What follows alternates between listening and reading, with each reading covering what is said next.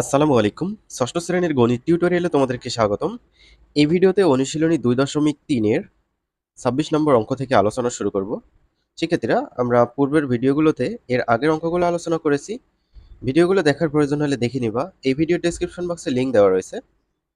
জালাল প্রতি ৩ ঘন্টায় ৯ কিলোমিটার পথ অতিক্রম করতে পারে। ৩৬ কিলোমিটার পথ অতিক্রম করতে তার কত ঘন্টা লাগবে? ঘন্টা বের করতে বলা হচ্ছে। ঘন্টা আমরা ডানে রাখবো আর এখানে কিলোমিটারটা বামে রাখবো। দেখো শিক্ষার্থীরা, খেয়াল করো এখানে সমাধান। আমরা এই যে দেখো ৩ ঘন্টায় ৯ কিলোমিটার যায়, এটাকে উল্টিয়ে লিখবো। এভাবে লিখবো, ৯ কিলোমিটার পথ অতিক্রম করে ৩ ঘন্টায়। এবার ১ কিলোমিটারের জন্য বের করব, ঠিক আছে? তো এখানে লেখা হয়েছে অতএব ১ কিলোমিটার পথ অতিক্রম করে কম ঘন্টায় হবে। এই যে ৩ এর নিচে এই ৯ ভাগ হয়ে যাবে। এবার অঙ্কে কিন্তু বলা ছিল যে ৩৬ কিলোমিটার পথ অতিক্রম করতে তার কত ঘন্টা সময় লাগবে। এবার আমরা এখানে লিখব অতএব ৩৬ কিলোমিটার পথ অতিক্রম করতে তার একটু বেশি সময় লাগবে। বেশি সময় লাগলে কি করতে হবে? এই ৩৬ গুণ করতে হবে ওপরে। দেখো ৩ গুণ ৩৬ ভাগ ৯ এরকম করা হয়েছে। কাটাকাটি করি, ৩ অক্ষে ৩, ৩ তিরিকে ৯। আবার ৩ এবং ৩৬কে ৩ দিয়ে ভাগ করা যায়। ৩ অক্ষে ৩, ৩ 12 ৩৬। ওপরে ১২ থাকলেও উত্তর হচ্ছে ১২ ঘন্টা। এবার আমরা ২৭ নম্বর অঙ্কটা সলভ করব। আমরা পড়ে ফেলি। ৬ জন লোক ২৮ দিনে কোনো জমির ফসল কাটতে পারে। ২৪ জন লোক কত দিনে ওই জমির ফসল কাটতে পারে? এটাও খুবই সহজ অঙ্ক, দেখলেই বুঝতে পারবা। মাত্র ৩টা লাইন হবে। যেহেতু আমাদের বলছে যে দিন বের করতে, এই দিন আমরা ডানে রাখবো। অলরেডি কিন্তু এখানে ডানেই আছে। দেখো ৬ জন লোক ২৮ দিনে কোনো জমির ফসল কাটতে পারে। দিন ডানেই আছে। এভাবেই আমরা লিখব, ৬ জন লোক একটি জমির ফসল কাটতে পারে ২৮ দিনে। অতএব একজন লোক একটি জমির ফসল কাটতে পারবে, তখন বেশি দিন সময় লাগবে। ৬ জন লোক একটা জমির ফসল কাটতে ২৮ দিন লাগে, একজন লোকের ওই জমির ফসল কাটতে বেশি দিন লাগবে। তাই কি করতে হবে? বেশি হলে এই যে ৬-এর সাথে ২৮ গুণ করতে হবে। গুণ করে রেখে দিলাম। অতএব এবার কিন্তু এখানে বলা আছে ২৪ জন লোক কতদিনে ওই জমির ফসল কাটতে পারে। এখানে আমরা লিখব অতএব ২৪ জন লোক একটি জমির ফসল কাটতে পারে, একটু কম দিন সময় লাগবে। যেহেতু লোক সংখ্যা বেড়ে গেল, তাহলে দিন কমে যাবে। এই যে ২৪ দিয়ে ভাগ করতে হবে, যেহেতু কমে গেল। আমরা এটা কাটি, ৬-কে ৬, ৪-৬ ২৪, আবার ৪-কে ৪, ৪-৭ ২৮, তাহলে ৭ দিনে। এটাই হচ্ছে উত্তর। আশা করি বুঝতে পারছো। এবার আমরা ২৮ নম্বর অঙ্কটা সলভ করব। ২ জন পুরুষ ৩ জন বালকের সমান কাজ করে, অর্থাৎ ২ জন সমান ৩ জন। আবার দেখো ৪ জন পুরুষ ও ১০ জন বালক একটি কাজ ২১ দিনে করতে পারে। এখানে দেখো পুরুষ এবং বালক মিক্সড করা আছে, অর্থাৎ মিশাল করা আছে। এগুলো আমরা যে কোনো এক পর্যায়ে নিয়ে যাব, হয় পুরুষে কনভার্ট করব, না হয় বালকে কনভার্ট করব। উত্তরটা দেখলে তোমরা বুঝতে পারবে। ওই কাজটি ৬ জন পুরুষ ও ১৫ জন বালক কত দিনে করতে পারবে? কোনো সমস্যা নাই। দেখো এই যে দেখো ২৮ নম্বর, প্রথমেই ছিল যে হচ্ছে ২ জন পুরুষ ৩ জন বালকের সমান কাজ করে, সেটা আমরা লিখব। সমাধান, ২ জন পুরুষের কাজ সমান ৩ জন বালকের কাজ। এখানে দেখো আবার এখানে বলা আছে ৪ জন পুরুষের কথা বলা আছে। এখানে ৪ জন পুরুষ সমান কতজন বালক, সেটা আমাদের বের করতে হবে। দেখো, তো এই যে এই ২ কে ৪ বানাতে গেলে কি করতে হবে? এই ২ এর সাথে ২ গুণ করতে হবে। এখানে ৪ জন পুরুষ হয়ে গেল। এইটা আমাদের হয়ে গেল, ঠিক আছে? ৪ জন পুরুষ। ৪ জন পুরুষ, এখানেও ২ দিয়ে গুণ করছি, এখানেও আমরা ২ দিয়ে গুণ করব। দেখো ২ দিয়ে গুণ করছি, ৩ দুগুণে ৬। ৬ জন বালকের কাজ করে। আমরা এখানে বুঝতে পারলাম ৪ জন পুরুষ ৬ জন বালকের কাজ করে। এইটা একটা স্টেপ গেল। আবার আমরা লিখব, ওই একই কথা লিখব, ২ জন পুরুষের কাজ ৩ জন বালকের কাজ। এবার এখানে একটা খেয়াল করো, এখানে ৬ জন পুরুষের কথা বলা হচ্ছে। এখানে এই যে এই ২ ঠিক রেখে এই ২ এর সাথে ৩ গুণ করলে কিন্তু ৬ হয়। ঠিক আছে? আমরা ৩ গুণ করেছি। ৩ দুগুণে ৬ হয়। ৬ জন পুরুষের কাজ কতজন বালকের সমান হবে? এখানে কিন্তু ৩ জন আছে। অলরেডি ৩ আমরা এখানে গুণ করেছি। এখানেও ৩ গুণ করতে হবে। ৩ তিরিকে ৯, ৯ জন বালকের কাজ করে। তাহলে এখানে ৬ জন পুরুষের কাজ আর ৯ জন বালকের কাজ সমান। এটা একটা স্টেপ। তারপর দেখো এখানে ৪ জন পুরুষ আর 10 জন বালক ছিল। সো এখানে 4 জন পুরুষ ও 10 জন বালক লেখা হয়েছে। 4 জন পুরুষ মানে কি? এই যে দেখো 4 জন পুরুষ মানে হচ্ছে 6 জন বালক। সো 4 জন পুরুষের জায়গায় আমরা 6 জন বালক দিয়েছি, আর এখানে তো 10 জন বালক আছে, এটা যোগ করেছি, মোট হলো 16 জন বালক। ঠিক আছে? এবার তারপরে কি ছিল? এই যে এই জায়গায় 6 জন পুরুষ ও 15 জন বালকের কথা বলা হচ্ছিল, সেটা আমরা লিখব। 6 জন পুরুষ ও 15 জন বালক। 6 জন পুরুষ মানে কি? এই যে দেখো 6 জন পুরুষ মানে হচ্ছে 9 জন বালক। 6 জন পুরুষের জায়গায় আমরা 9 জন বালক দিয়েছি, আর 15 জন বালক মানে তো 15 জনই, তো এটা 15 যোগ করেছি। তাহলে 6 জন পুরুষ ও 15 জন বালক, এগুলো কি বালকে কনভার্ট হলো সবটাই। তাহলে 15 আর 9 যোগ করলে 24 জন বালক হবে। আশা করি বুঝতে পারছো। এবার দেখো, এই যে 16 জন যে বালক পেলাম আমরা, ঠিক আছে, এটা কোত্থেকে পাইলাম? 4 জন পুরুষ ও 10 জন বালক থেকে, এই যে এই জায়গা থেকে। এরা মানে হচ্ছে, এরা কি করে? 21 দিনে কাজ করে। তাহলে 4 জন পুরুষ ও 10 জন বালকের পরিবর্তে আমরা কি লিখতে পারি? 16 জন বালক লিখতে পারি। তো এটা সেটাই করা হয়েছে, 16 জন বালক একটি কাজ করতে পারে, এই যে দেখো 21 দিনে। এবার একজন বালক একটি কাজ করতে পারে বেশি দিন লাগবে, সো এই যে 21-এর সাথে 16 গুণ করে রেখে দিতে হবে। তারপর এই যে এই জায়গায় দেখো 6 জন পুরুষ ও 15 জন বালক কত দিনে কাজটি করতে পারবে। তো 6 জন পুরুষ ও 15 জন বালক মানে কি? এই যে দেখো এই লাইনে আছে 6 জন পুরুষ ও 15 জন বালক মানে হচ্ছে 24 জন বালক। তো এখানে আমরা লিখছি 24 জন বালক একটি কাজ করতে পারে, একটু কম দিন সময় লাগবে, 24 এই জন্য ভাগ হয়ে যাবে।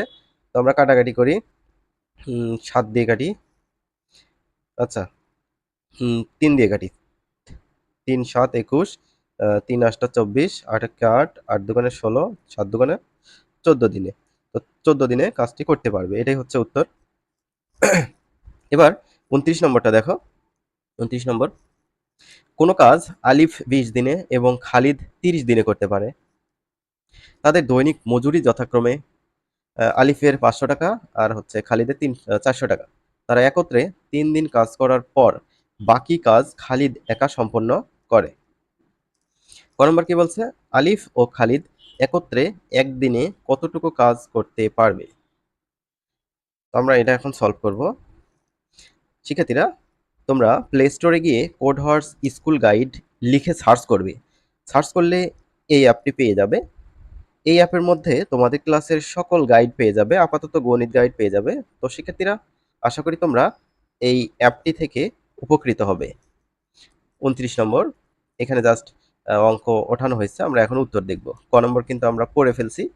তো এখানে আলিফ 20 দিনে করতে পারে কাজটি, অর্থাৎ একটি কাজ।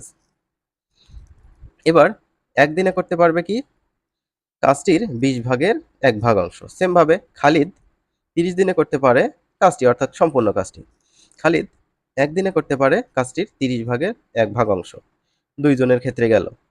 এবার এরা যদি একত্রে কাজ করে তখন কি হবে? এই যে 1/20 আর 1/30 এটা যোগ হবে। আলিফ ও খালিদ একত্রে একদিনে করে কাজটির 20 ভাগের 1 ভাগ যোগ 30 ভাগের 1 ভাগ। এই যে 20 আর 30 এর লসাগু কত হবে? 60 হবে। তো 20 দিয়ে 60 কে কাটলে 3 হবে, সো 3 অক্ষে 3। আবার 30 দিয়ে 60 কে কাটলে 2 হবে, 2 অক্ষে 2। দেখো 3 আর 2 যোগ করলে 5, আর নিচে হচ্ছে 60। 5 অক্ষে 5, 5 12 60, তাহলে 1/12 অংশ। এটাই হচ্ছে কয়ের উত্তর। খ নম্বরটা দেখো, বলছে যে কাজটি কত দিনে শেষ হয়েছিল। খ নম্বরের উত্তর, আলিফ ও খালিদ একত্রে একদিনে করে কাজটির 1/12 অংশ। 3 দিন কিন্তু কাজ করছে দুইজন। সো আমরা এখানে লিখবো 3 দিনে কাজটি করে, এই যে 3 ওপরে যে গুণ হবে, ওপরে 1 আছে, 3 অক্ষে 3 হবে। তো এটা কাটাকাটি করো, 3 অক্ষে 3, 3 4 12, 1/4 অংশ। বাকি অংশ, অর্থাৎ বাকি কাজটি কতটুকু থাকে সেটা বের করব। বাকি কাজ, সম্পূর্ণ কাজ হচ্ছে 1 অংশ, 1 অংশ থেকে এই যে 1/4 এটা বাদ দিতে হবে। তো 1 থেকে 1/4 এটা বাদ দেই, আমরা একটু লসাগু করি। দেখো লসাগু 4 হবে, 4 কে 4 বিয়োগ 1, 3/4, 3/4 অংশ। তাহলে খালিদ সম্পূর্ণ কাজটি করতে পারে 30 দিনে। এটা কিন্তু অঙ্কের মধ্যে উল্লেখ আছে। অতএব খালিদ কাজটির 4 ভাগের 3 ভাগ অংশ করতে পারে 30 দিনের 4 ভাগের 3 ভাগ অংশ। সো এটা এই যে একটু কাটাকাটি করি, 2 দিয়ে কাটাকাটি করি, 2 দুগুণে 4, 15 দুগুণে 30, 3 15 45, 45/2, 45/2 মানে হচ্ছে 22.5 দিনে। তাহলে সম্পূর্ণ কাজটি শেষ হয়েছিল, 2 জন মিলে কিন্তু 3 দিন করে কাজ করছে। আর এখানে বেরোলো কত? 22.5 দিন। তাহলে 22 আর 3 25, তার সাথে হাফ, তাহলে কত হলো? 25.5 দিনে।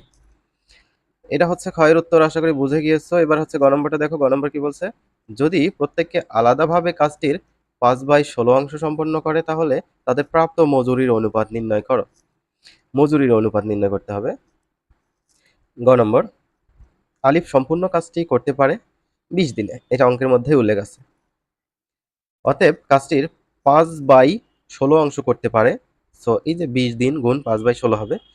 সো একটু কাটাকাটি করি, 4×4 = 16, 4×5 = 20, 5×5 = 25 আর নিচে 4, 25/4 দিনে। আবার খালিদ সম্পূর্ণ কাজটি করতে পারে কিন্তু 30 দিনে, এটা অঙ্কের মধ্যে উল্লেখ আছে। অতএব কাজটির 5/16 অংশ করতে পারে, এই যে 30 দিন গুণ 5/16, 4×4 = 16, আচ্ছা 2 দিয়ে কাটি, 2 দিয়ে কাটলে কত হবে, 8 হবে, 15 হবে, 15, 5 15 75 আর নিচে 8, এত দিনে। আলিফ ও খালিদের দৈনিক মজুরি যথাক্রমে 500 টাকা আর 400 টাকা আছে। অতএব আলিফের প্রাপ্ত মোট মজুরি কত হবে? এখানে কিন্তু 25/4 দিনে এটা পেয়েছি, এটার সাথে আলিফের মজুরি গুণ করতে হবে। তো এটা গুণ করলে 3125 পাবা। আবার খালিদের প্রাপ্ত মজুরি তার হচ্ছে এখানে কত ছিল, 75/8 দিনে ছিল। সো এটার সাথে তার মজুরি গুণ করতে হবে, 3750 পাবা। অতএব আলিফ ও খালিদের প্রাপ্ত মজুরির অনুপাত এই যে 3125 অনুপাত 3750। তো এই দুটোকে যদি তোমরা কাটাকাটি করো তাহলে কিন্তু 5:6 পাবা। তো কাটাকাটিটা দেখাই, 3125 আর নিচে 3750। তো উভয়ের শেষে কিন্তু 5 বা 0 আছে, তার মানে 5 দিয়ে ভাগ যাবে। 3125 এটাকে 5 দিয়ে ভাগ দিলাম, কত হলো 625, 625 নিচেরটাকেও 5 দিয়ে ভাগ দিতে হবে, 3750 ভাগ 5, 750। আবারও আমরা 5 দিয়ে কিন্তু ভাগ দিতে পারি, 625 ভাগ 5, 125। আবার আমরা 5 দিয়ে ভাগ করি, 5 15, 75, শূন্যটা বসিয়ে দিলাম। এবার আমরা 25 দিয়ে ভাগ করতে পারি, 125, 125 ভাগ 25, 5 হয়। আর 150কে যদি 25 দিয়ে ভাগ করি 6 হয়। তো আমরা এটা লিখতে পারি 5:6। তো আশা করি এটা তোমরা ক্যালকুলেশনটা বুঝতে পারছো। আমরা পরবর্তী ভিডিও থেকে তৃতীয় অধ্যায়ের অঙ্কগুলো আলোচনা করব।